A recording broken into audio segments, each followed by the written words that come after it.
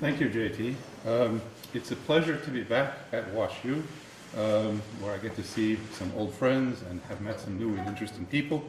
What I'm going to talk about today is joint work with my former student, Jeremy Hoskins, who's now on the faculty at Yale, my current student, Joe Chrysler, and a current postdoc, Imran Mirza. Okay? So, as JT said, this general area of quantum optics is sort of new for me in the sense that it's only been about 3 or 4 years that I have been devoting, let's say, a large fraction of my attention to it. So for many years, I was making a living doing things with light at a completely classical level. Occasionally, I would write a paper with H-bar in it, but that was always because there were some electrons around somewhere, and I never thought about light itself as a quantum process, let's say. So what happened here? I mean, is it because I was persuaded by the fact that we are going through a so-called second quantum revolution, or that people who wrote papers with H-bar in them were having more fun? No, so not at all, okay? I mean, what happened here was just simple intellectual curiosity. I kind of ran where the rabbit ran, so to speak, and I followed up on some ideas that kind of came out of my research, and I'm going to try to tell you that story, okay? So I guess maybe the message here for students is maybe not so much to follow trends, but to try to follow your own instincts a little bit. So that's what I've been doing in this talk. Okay, so let me begin, with something that actually I thought a lot about when I was at WashU, which was how to do optical imaging of tissue. And so this is kind of a sort of toy schematic of the problem we were facing at that time, which was that there was some very, very scattering medium that we were interested in interrogating and imaging. So this, might be, in those days we were thinking a lot about trying to image breast cancer, and so there you might have 2 tumors that you'd like to find. And as you can imagine, light which propagates through biological tissue is very highly scattered. Okay? So the kinds of experiments that we were thinking about were to take a source of light, typically in the near IR, where tissue is relatively transparent, send it through the medium, and then image what comes out onto a CCD camera, and then do this over and over again. Okay? So the camera might record 10 to the 6 pixels, and you can steer the beam with a pair of mirrors to tens of thousands of positions, and so there's an enormous embarrassment of data. Right? There's 10 to the 10 measurements in a system like this, and so we were interested in knowing fundamentally what was possible, sort of at a mathematical level, and exploiting that to develop fast algorithms. Okay? So let me give you an example of the kind of thing that could be done. So this is now moving on a bit from that time. This is maybe work from 2005. These are experiments that were done at Penn with my collaborator Arjun Yod there. And so this is kind of 5 centimeters of scattering medium with the optical properties of biological tissue, and these are bar targets in the middle of that medium, which is sort of the deepest place you could be from the point of view of resolution. And you can see structures in here that are a couple of millimeters in size. Okay? And here's an example of something that you can do without needing IRB approval. So this is an image of a lemon that was put into that same tank in different slices, and if you use your imagination, you can see the septations in the lemon and the seeds and so forth. So this is kind of maybe the practical limit of what can be achieved in this kind of imaging. And I won't say too much about all of that, but I just want you to see that this is where the background for this talk was, and it's going to be quite far afield from where we're going to wind up. Okay? So the basic problem was how do you image in a medium which is very scattering?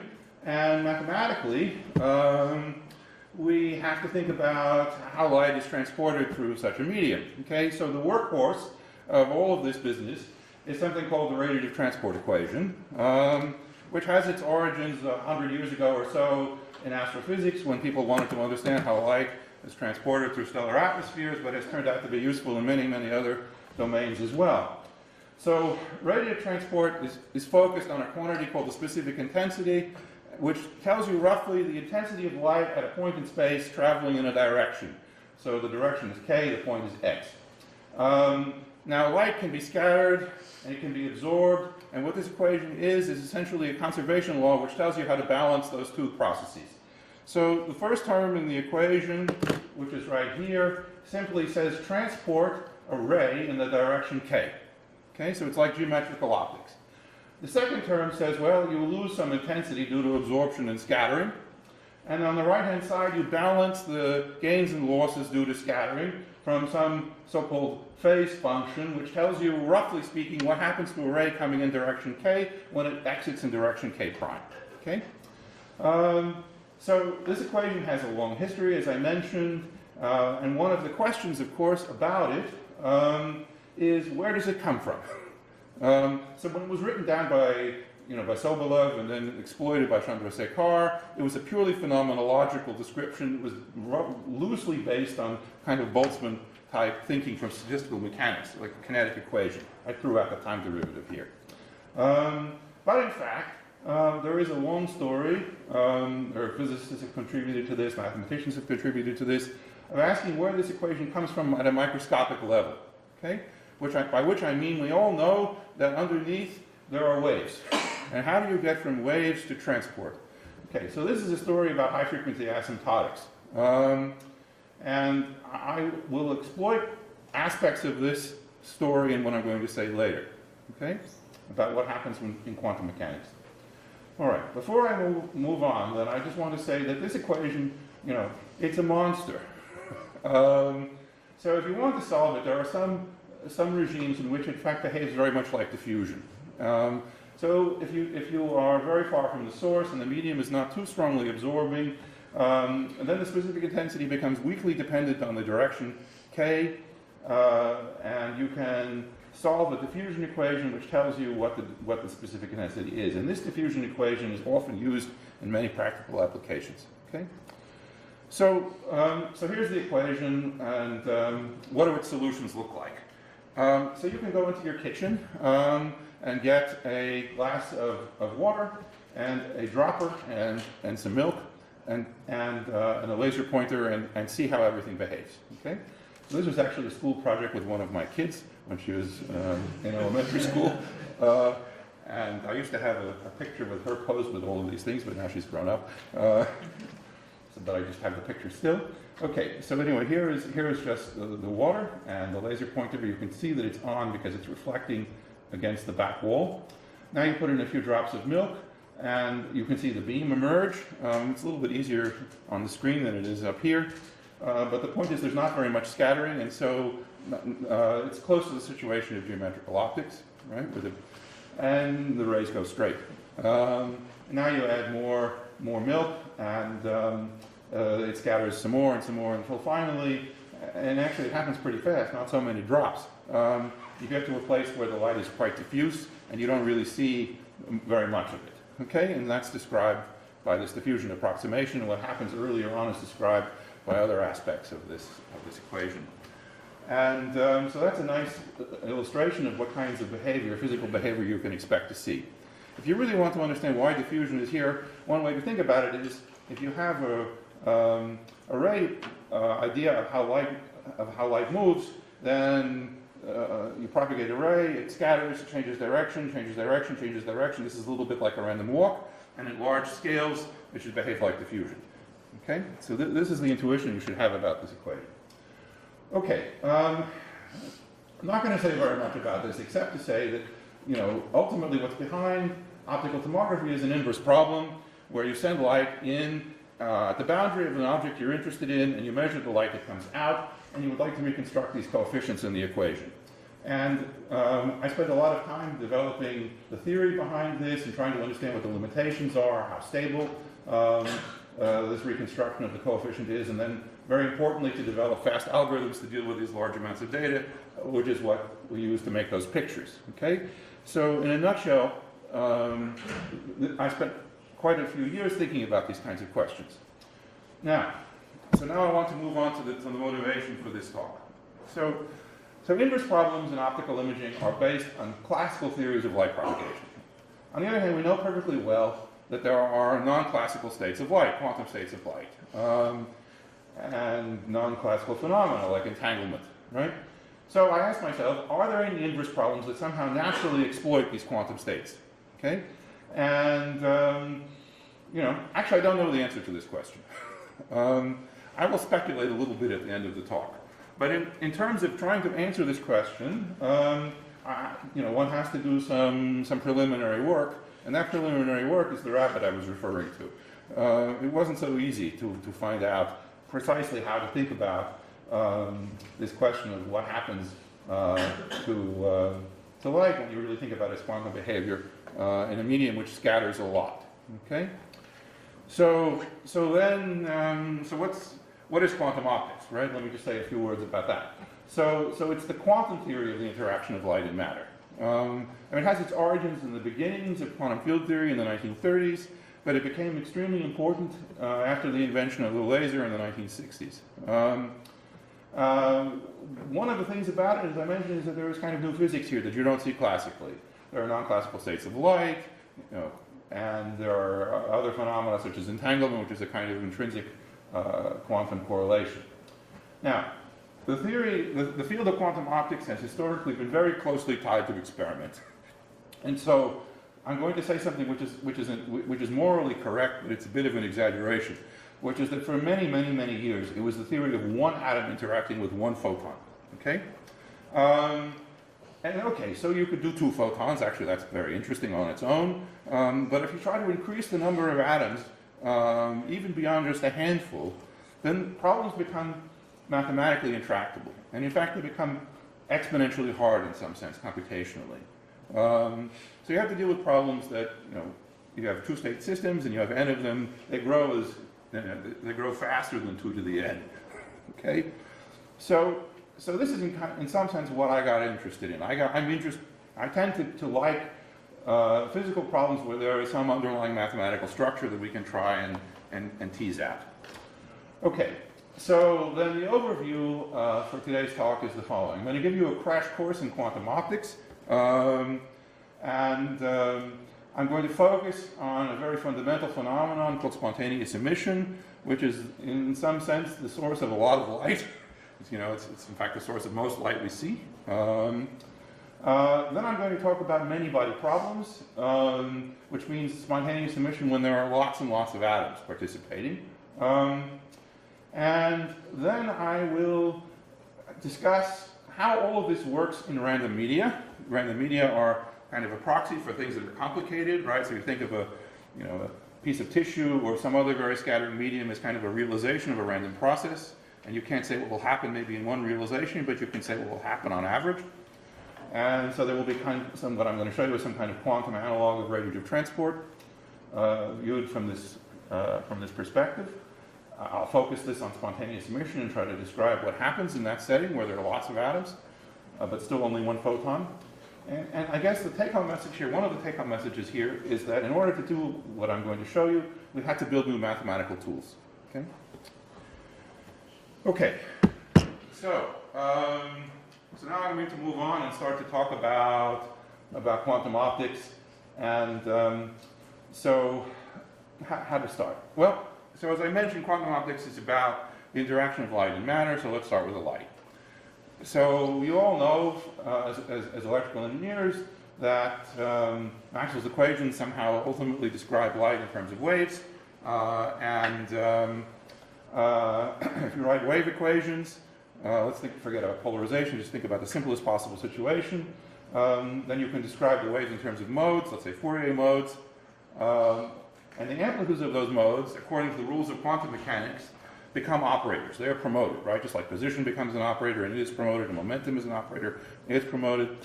And what's nice about wave equations is that Fourier modes all separate. So you can look at this mode by mode. And just think about putting a plane wave into the wave equation and you see what happens. It just breaks down very easily. So the Hamiltonian of the system, which you should just think of as the energy, roughly, the energy of the field, looks like a bunch of independent harmonic oscillator modes, okay? And each mode is labeled by its wave vector k and has a frequency omega k, all right? so this is now an operator in quantum mechanics, and these so-called creation and annihilation operators, AK and AK dagger, well, they're the creation and annihilation operators that you would have if you look just at one harmonic oscillator at a time. Okay, so they are based on commutation relations, and the point of these things is that if you let a creation operator, AK dagger, act on a state, whatever that is, I'll tell you in a minute, it bumps up the number of excitations in that state, just the way you would expect in a harmonic oscillator. And likewise, an annihilation operator decreases the number of excitations in that state. So what are the excitations? Well, they are the photons. They are collective excitations of the quantized field, right? Even though you can break down the field into modes, the electric field, of course, is some kind of linear combination of all these modes, and it can have many different photons and many different modes all at once, okay? So a photon, then, is a collective excitation with energy h bar omega k, and a typical photon mode, so-called Fock state, has nk photons in it, each of which has that energy, okay? So what are the eigenstates, right, of the Schrodinger equation? Well, they are then, you put a lot of Fock states together, each one has a different occupation number. How do you generate such Fock states? You get them by acting with these creation operators one by one on the vacuum state in which there are no photons present, okay? And then the overall energy of the system is just the sum of the energies of each mode weighted by its appropriate occupation number. That's all you need to know about the quantization of the field. It's a bunch of oscillators. Each oscillator is independent. Okay, so what about atoms? Well, atoms are actually a lot more complicated, but we're going to make life simple. We're going to say that atoms have two states that they can exist in, either ground state or excited state. Okay, so an atom is a two-level system. It also has a Hamiltonian, and this is the Hamiltonian. Here, h bar omega is the energy gap between the ground and excited states of the atom, and sigma dagger and sigma, these are operators which are called raising and lowering operators for the atom. They are in some way analogous to the creation and annihilation operators that you saw for the oscillators. That is to say, if the atom is in its excited state, you apply a lowering operator and it goes down. If it's in its ground state, you apply a raising operator and it goes up. But these operators are fundamentally different than the ones that we need for photons. They don't commute, they anti-commute. Okay? And to use some fancier language, these atoms behave more like fermions than they behave like bosons, because you can only have one excitation in the atom, whereas you can have many photons in one mode of the field. Okay? This point we'll come back to. It becomes important because you have to mix essentially the bosonic and fermionic character of these systems together. Okay, so let's suppose that we start the atom out and there's one atom, okay, and we don't think about the field at all, okay? We started out in its excited state. Well, that's an eigenstate of the atomic Hamiltonian, and that means it will stay there forever. The atom will never decay. All right? On the other hand, of course, there really is somehow an electromagnetic field somewhere in the background, and the coupling between that electromagnetic field and the atom will cause it to decay. And this is what, by emission of a photon, and this is what we will refer to as spontaneous emission. And the sort of remarkable thing is, even in principle, if there are no photons anywhere in the universe, and the electromagnetic field is in its vacuum state, right? That will still cause the atom to decay. So somehow vacuum effects are behind this emission of light. This is a deep fact about quantum optics that was discovered in the 1930s. Okay, so what is the coupling then between the matter and the light, between the atoms and the light? Well, you can think of the atom as sort of having a little electric dipole moment, right? There's an electron and there's a positron, and that dipole moment, of course, couples to the electric field just the way you're used to in E&M, and this leads to a Hamiltonian which mixes the creation and annihilation operators of the electric field with the raising and lowering operators of the atom. And there's a coupling constant here, which is in units of frequency, which is somehow proportional to the dipole moment of the atom. Okay, so that's this number G. Okay, so the first term in this Hamiltonian corresponds to a loss by the atom. That's a lowering operator, and a gain by the electric field. right? That's a creation operator, and then the other way around, okay? There are other terms which could possibly be here. We have made something called a rotating wave approximation. That's a technical detail I don't want to go into. This is for our purposes in this talk, the kind of Hamiltonian we will think about.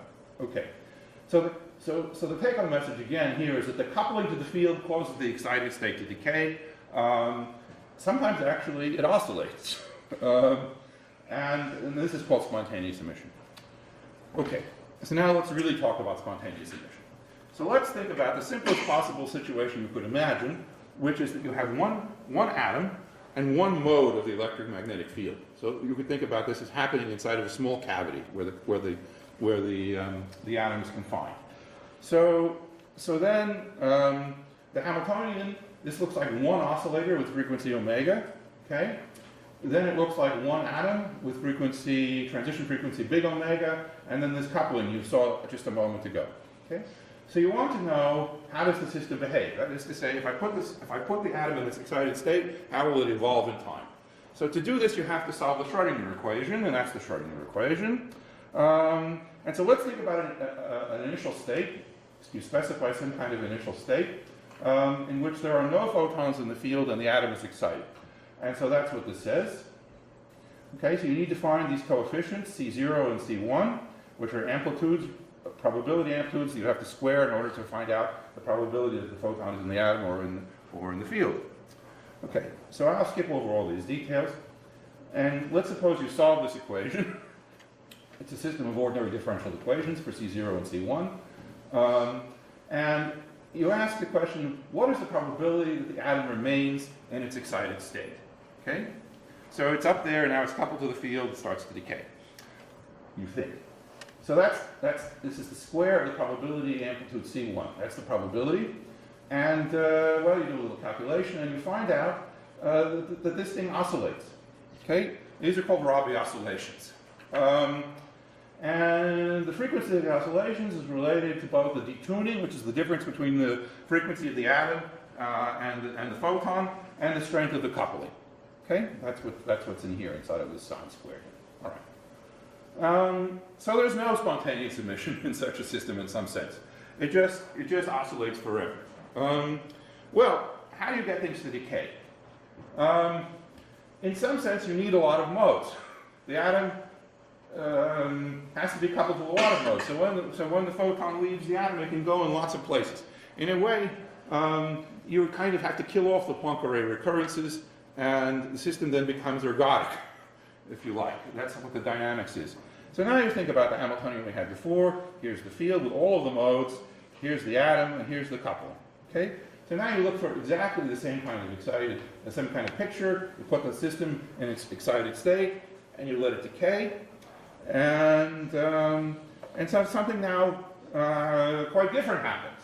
Okay? So the probability that the atom remains in its excited state decays exponentially. And the rate at which it decays, it's sort of the inverse of the lifetime of the atom. And if you put some typical numbers in for hydrogen, you get about 10 to the minus 6 for this number. Now, I've told you something that's not the whole truth, because in fact this exponential decay eventually slows down. But at the level of the theory we are discussing right now, which is due to Wigner and Weisskopf, this is what you get. So again, this is old stuff from the 1930s, roughly. But it tells you about spontaneous emission. So if you have enough modes around, the atom will decay, and that's that. That's life. Okay? Okay, it becomes, part of the sunlight that we see. All right, so now I want to talk about things that are a little bit more recent. And now my own work starts. I want to think about many atoms. So let's think about the simplest possible situation. So we have a system of lots of atoms, two-level atoms. They are stationary.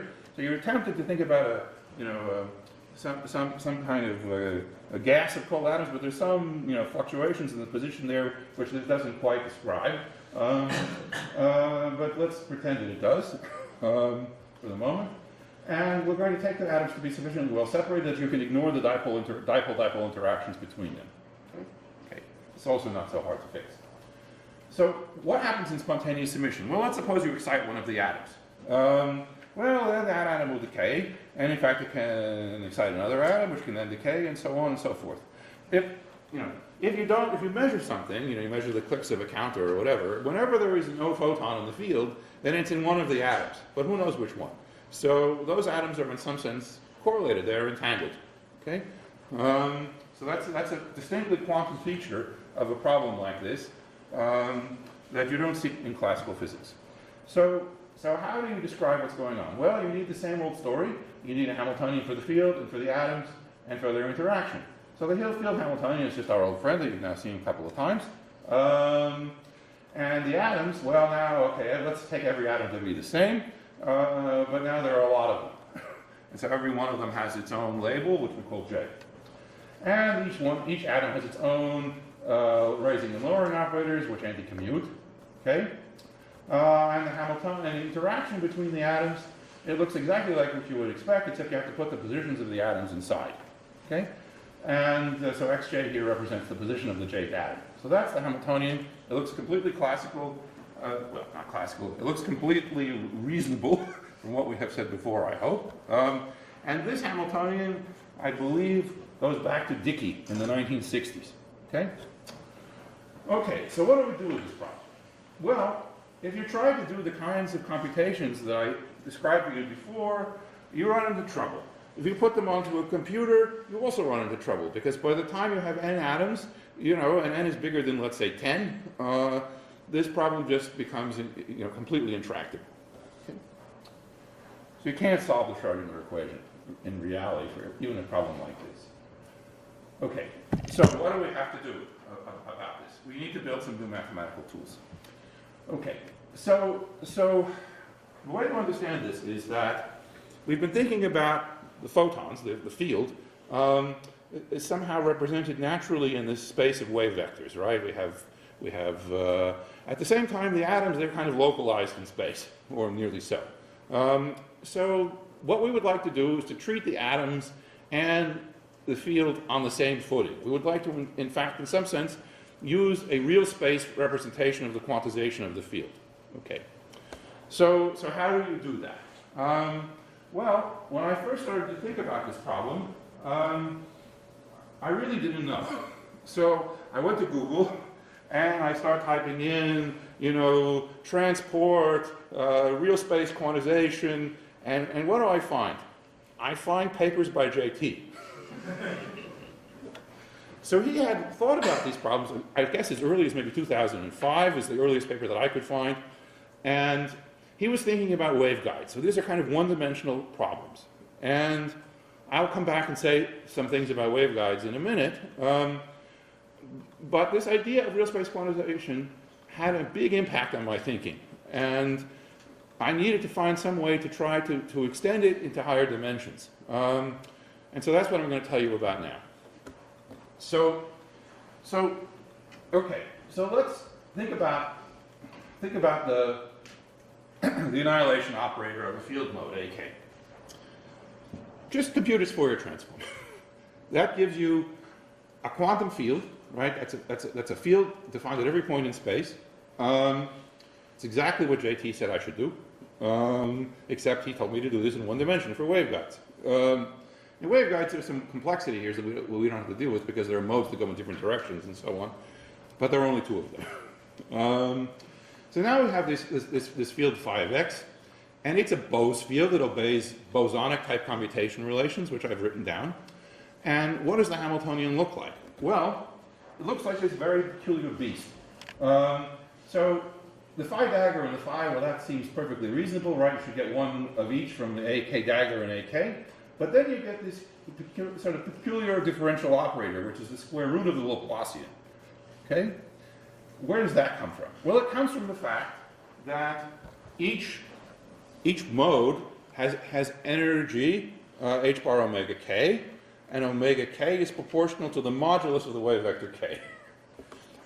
If you think about this in terms of Fourier transforms, the modulus of the wave vector k is the Fourier multiplier, or the Fourier symbol, depending on the language you're used to, of the square root of the Laplacian, right? K squared, as you know, is just the second derivative, or Laplacian in this case. I by the way, right, denote the Laplacian by just by a delta. There's no del squared. It saves some electrons. And the sign becomes because it's really minus k squared. So you take the square root of the Laplacian, how do you define it? You define it as a Fourier integral. Okay, it's exactly what you need in order to write the Hamiltonian for the field in real space. And there is something, though, that's quite disturbing about it, which stopped me for a long time, which is that this representation, this object is non-local in space. Okay, so when you write this thing out in real space, you do this integral, you get this kind of thing. And what this means is that if you compute the square root of the Laplacian of a function, it's not just the function at the point, it's the function at all other points that are connected to it with an influence which decays algebraically. Okay? It's not like a standard Laplacian, which is a local thing. You just compute the derivative at a point. Okay. It's a mathematical trick. It's very useful. I don't try to attribute any physical significance to the non-locality of this Hamiltonian. If you wake me up in the middle of the night and ask me what I really think, I don't know. Okay? All right. But this kind of real space quantization, it's a powerful tool, and as I say, in the one-dimensional setting, it was pioneered by JT. Okay? So I have borrowed this idea, extended it to higher dimensions. Okay. Now what about the medium itself? I don't want to deal with lots of atoms on their own. I would like to introduce some kind of continuum model because I'm interested in large-scale behavior. I don't care so much about what happens at the level of an individual atom. I need to somehow incorporate that in what I'm going to say, but this is kind of statistical view. So I replace the atoms by some kind of continuum of atoms which has a number density rho. Okay? And then I have to replace the raising and lowering operators for the atoms by a field which depends upon where you are in space. And this field is a Fermi field. It obeys anti-commutation relations. Okay? So that's the Hamiltonian for the atom. So it's just what you would look like, except you replace the sum by an integral, and of course if you replace the delta by rho by some of delta functions, you get back exactly where you were. Okay? But it's convenient for random media because you can think of rho now as a random field. I'll come to that in a minute. What's the interaction between the field and the atoms? It's just like what we had before. There's a term which creates a photon at the point x, annihilates, lowers the state of the atomic continuum at the point x and vice versa. Okay, and there's some overall coupling here which scales the whole thing in units of frequency. Okay. There are also some oscillating terms which I've removed. They're quite consistent with the so-called rotating wave approximation. Anyway, this is our model. So here's a couple Hamiltonian again. So it has this non-local thing which represents the electromagnetic field. It has this continuum of atoms which is over here, and it has the coupling. So what I want to do is to think about one-photon states. That's what we have been talking about all along in terms of spontaneous emission. So a one-photon state here arises from creating a photon at the point x with an amplitude, probability amplitude psi. And this one corresponds to raising the state of the atom, exciting the atom at the point x with an amplitude rho times a. Okay? And here the vacuum is the combined vacuum state of the field and the ground state of all of the atoms. Okay, so that's a one-photon state. It's the most general one-photon state you can make consistent with a rotating wave approximation. And probability is conserved, which tells you that these amplitudes have to obey this integrability condition. Okay, so how do we find psi and a? Those are the questions of interest here. Okay, well, we write down the Schrodinger equation. So the dynamics is now the dynamics of the quantum field governed by the Schrodinger equation for the state psi. And, you turn the crank, you shake a little bit, and you find that the amplitude for the atoms and the amplitude for the one-photon state of the field obey a system of coupled equations, partial differential equations. And these are strange equations, right? Because they inherit the non-locality of the Hamiltonian. Okay, so these are so-called pseudo-differential equations. And I should say, I've never seen equations like this before. And when we found them about a year ago, I was excited. So we want to analyze these things. Well, of course, you can get back all of the behaviors of spontaneous emission if you have only one atom from such a system, and so on. But I want to think about, what happens if you have lots of atoms. Okay.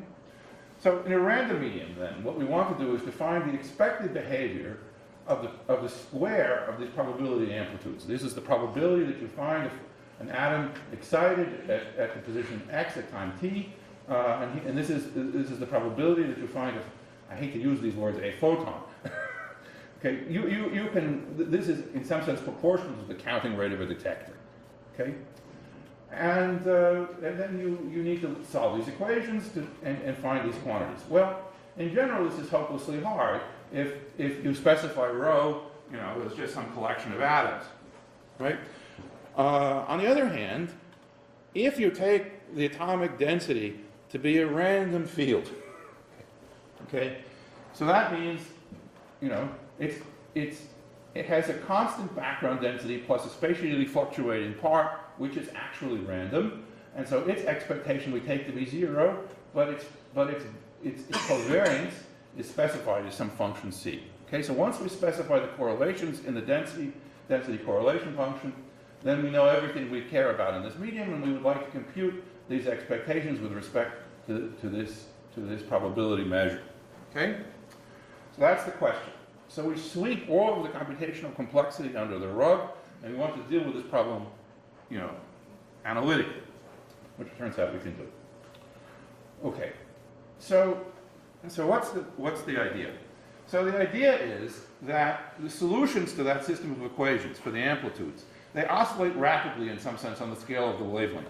But we're not interested in the the behavior of the system at small scales. We want to know the behavior of the whole system at large scales. Okay, so we want to do some kind of high frequency asymptotics, and this should be reminiscent a little bit of radiative transport. Okay, that's the high frequency asymptotics of waves.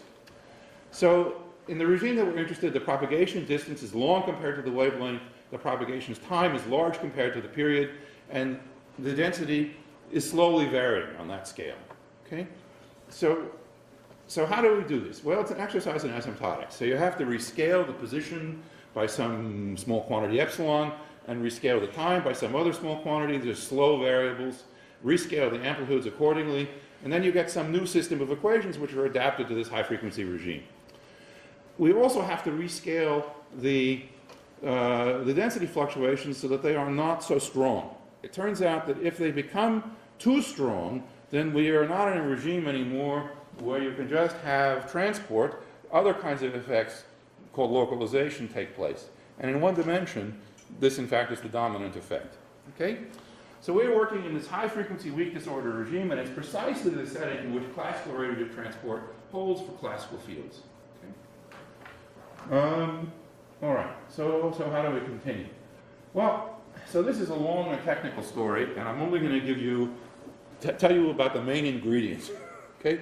You need to know about something called the Wigner transform, and I know that electrical engineers are familiar with this. It has something to do with the radar, but in fact, it starts with Wigner. So it's a kind of phase-space representation of the probability amplitudes. You put them all together in kind of one vector, which I call capital U, and you change the relative and center of mass coordinates properly weighted by the small parameter epsilon, and you take the Fourier transform with respect to the slow variable x. And that defines the Wigner transform as a function of position and let's say momentum k, wave vector k, and time. Okay?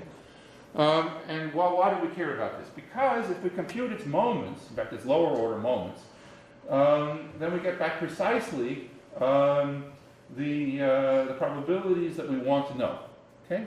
But this is to find one realization of the random field at a time. Okay? So we have to add it.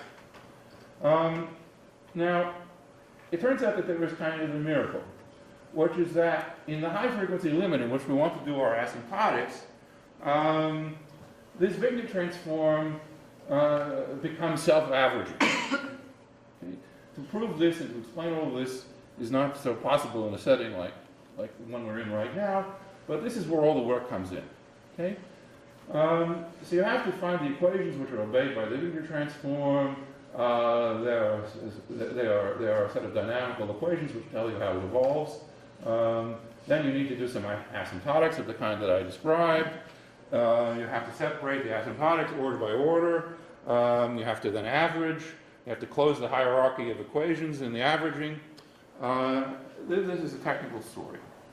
At the end of the day, what you can show is that the average Fourier transform can be decomposed into modes, okay? And we call these A plus and A minus. There are some coefficients here, which are 2 by 2 matrices that I don't need to tell you about right now. And the nice thing about all of this is that in the high frequency limit, this is the limit in which we've been discussing, these modes can be shown to obey an equation which looks just like the classical radiative transport equation. Okay? It's now time dependent, unlike the other equation we had before. This is the time dependent term, but otherwise all of the other terms in this equation look familiar. Okay? The difference between this equation and the classical equations, of course, these quantities are not the standard things that we're used to thinking about. And we have a theory which tells us how to compute this coefficient sigma and this phase function A directly in terms of the parameters which appear in the quantum problem, which is to say the background density, the coupling, the atomic transition frequency, and the correlations in the medium. So if you know the correlations in the medium, then you can compute all of these things, and you have a first principles theory of what happens in this random medium in the high frequency regime. Okay? As I say, this is a long story. And it took my graduate student about a year to try to work through all of this. There were quite a few false starts. Eventually we got there. Okay, once you have this equation, of course, you can make a diffusion approximation for it in the standard way. All right, so let's think, what are the results here? So let's talk about spontaneous emission. So suppose we start out with the usual situation in which there are no photons in the field, and the atom is excited. Well, it's not one atom anymore, it's some spatial region of atoms, with some characteristic size. And let's suppose we solve these RTEs that I just showed you a moment ago in the diffusion approximation for an infinite medium, and we pick the simplest possible choice for the correlations, and we solve the equations. Okay. Well, so in fact, in general, you can't really solve them. You reduce them to something like a one-dimensional integral, which you just stare at it for a while, you can't get very far with. On the other hand, you can extract its long-time behavior. Okay? And asymptotically, what you can show is that the leading order decays algebraically. It does not decay exponentially, as it would in the case of a single atom. Okay? So, of course, we can evaluate the integrals. I won't even show them to you because they take a page of stuff to write them down. But I'll show you the result. Okay? So this is, see if I can even see this.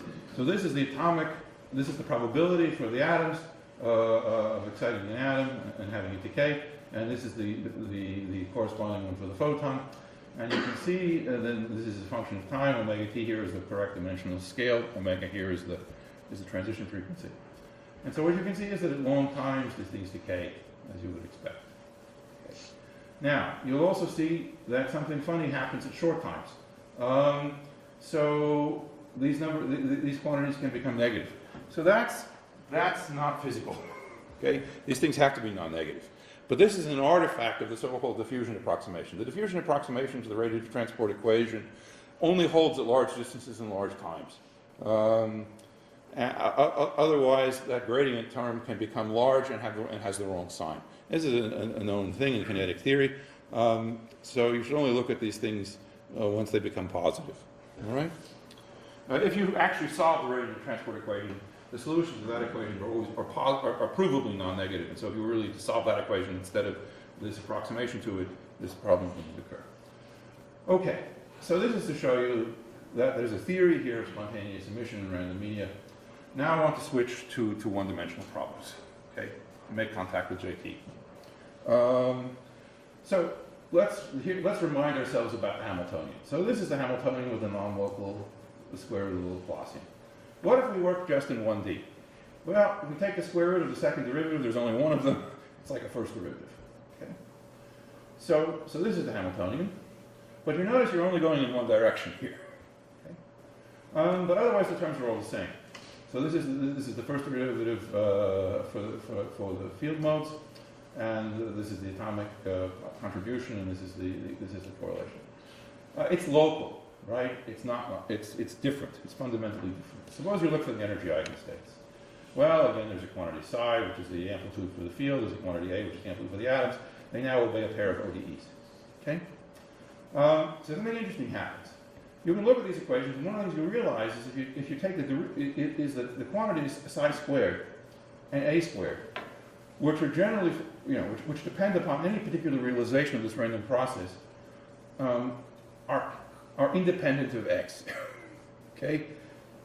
So what that means is that, in particular, that psi squared is independent of the density rho, which means that in one dimension, in a problem like this, there is no effect of disorder, density fluctuations, on the transport. That the transport, to say it in a fancy way, is immune to disorder. It's protected. Okay? In 1D, if you have only transport in one direction. And if you think about this, it's not so surprising. Okay, now, suppose we want to account for both sides of the square root of the Laplacian. Okay? And this is the situation that arises in waveguides. I'm going to say this in my own way. It's not, in fact, exactly how JT got to it. JT got to it by thinking about the dispersion relation in the waveguide and linearizing it. And because there are left and right going modes, you have to deal with each one separately. So here I'm going to just say that we have left and right going modes by taking both square roots. And I'm going to give each one a velocity, which is like the group velocity in the waveguide. Now, the left and right going modes, in fact, have different group velocities. And in one extreme case, which is referred to as chiral, they behave exactly like this one-dimensional problem that I described. In the case where the group velocities are the same, you have the same kind of Hamiltonian. I've written it in some kind of compact notation. I put the fields together into a vector, and so on. So what happens in this situation? Well, so it's not the case that the transport is protected against disorder. In fact, if we look at one photon states, and we go back and we look, sorry, you know what? I'm getting way ahead of myself. How much time do I have, JT? Maybe 10 minutes. Oh, that's perfect. Okay. Yeah. So I want to slow down. So let's look at the waveguide problem. Okay. I don't want to jump to disorder right away because I want to make a point that I learned from JT. It's important to understand in this waveguide business. So here's the Hamiltonian. It has left and right going modes. Let's suppose that we put a single atom in the waveguide, okay, not a whole continuum of atoms, and we look at the one photon states. So here the atom is just included by a delta function, and it also appears as a delta function in the interaction. Now, let's look for one photon states. Okay. All right. Now, so what JT said was, suppose it's a waveguide of some finite size. Suppose we send a photon in from one side, let's say the left. Then what happens on the right? Well, the photon can on the left it can be reflected, but it can also be transmitted on the right. And there are reflection and transmission coefficients, R and T. So if you do a little bit of work, what JT showed was that the reflection coefficient for this one photon, please correct me if I get this wrong, in the waveguide has a very nice form. Okay? And the interesting thing that happens is that at resonance, when the frequency of the photon is exactly the same as the frequency of the atom, then the photon is completely reflected. Okay? So what this tells you is that spontaneous emission gives rise in this waveguide setting, if you're on resonance, to perfect reflection rather than to losses. And at least it's my understanding that this is kind of the cardinal feature of what happens in these 1D problems, right? Is you get this kind of modification of spontaneous emission. Is that fair? Okay. All right. So now let's make the waveguides random. Let's think about, again, a waveguide which has left and right going modes with the same group velocity, but now we put the randomness back in. Okay? And again, we look at one photon eigenstates, and they have amplitudes that are right and left going for the right and left going photons. Okay? So now you get a system of equations, which look kind of familiar, one for each mode, and the randomness is on the right-hand side. If you make rho a delta function, you will get back to the case that I just mentioned. Okay, so what can we say about these equations? Well, again, this is a relatively long story, and it involves some asymptotics and so on. But what you can show is that if you compute the average transmission through the waveguides, you put a photon in on the left and ask what happens to whether it emerges on the right, what you can show is that on average, this transmission decays exponentially on a scale that we call the localization length, which is just an integral of the correlations of the randomness, of the fluctuating parts of the randomness, okay? So we conclude that the photon is localized and that there is an absence of transport, right? So this is completely consistent with what you would expect in a one-dimensional system, which is disordered on a classical level, but here we can compute the localization length and everything else from quantum optics. Okay, what happens in a chiral waveguide? So suppose there is an imbalance between the left and right going modes, so that one is really dominant. Then what you find is that this localization length can become larger than the waveguide itself, and there is no localization, okay? And so you approach this limit in which there was only a one-way mode and there was one-way transport.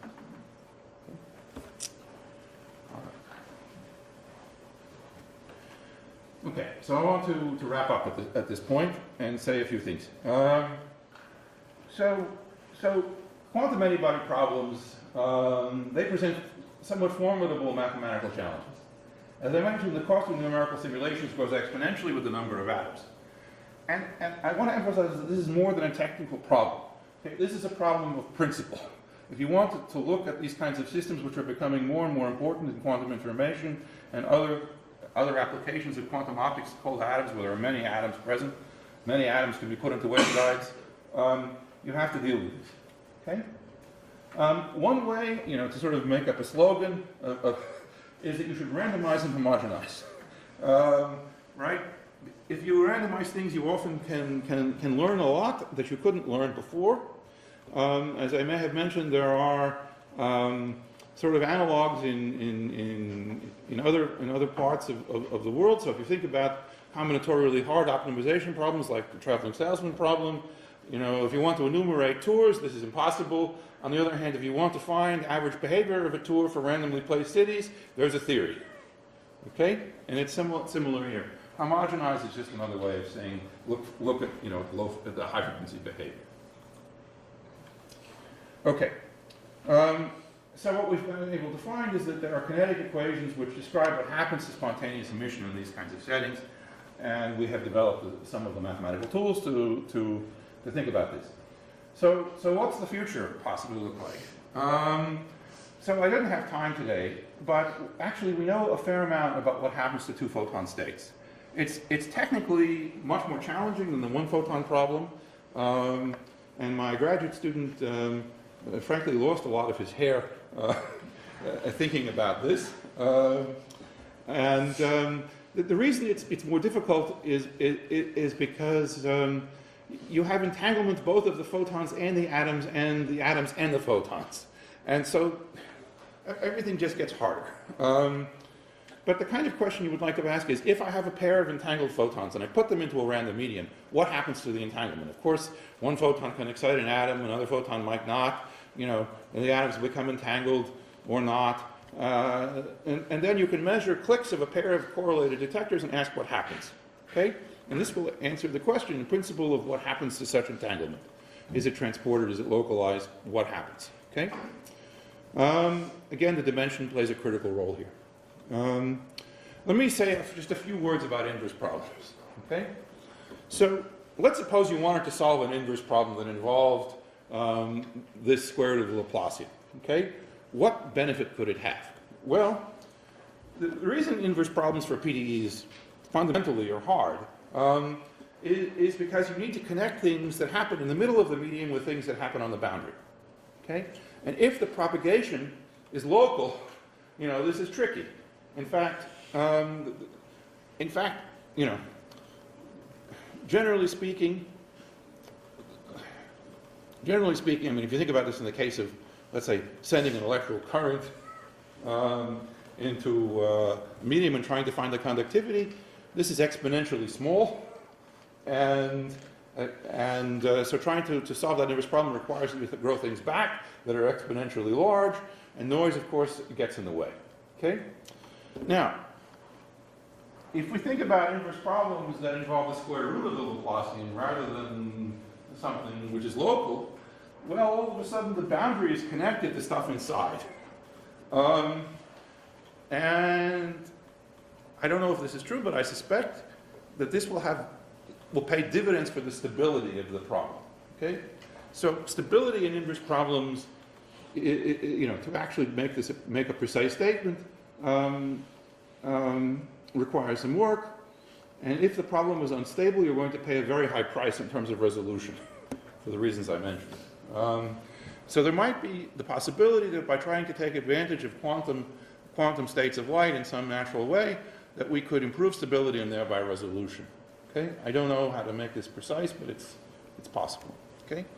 Finally, I want to indicate that there could be some applications to communications. So, and I know very little about this, so this is really just purely speculation. So people use entangled pairs to transmit information. And there are theories about what the channel capacity in quantum communication systems are.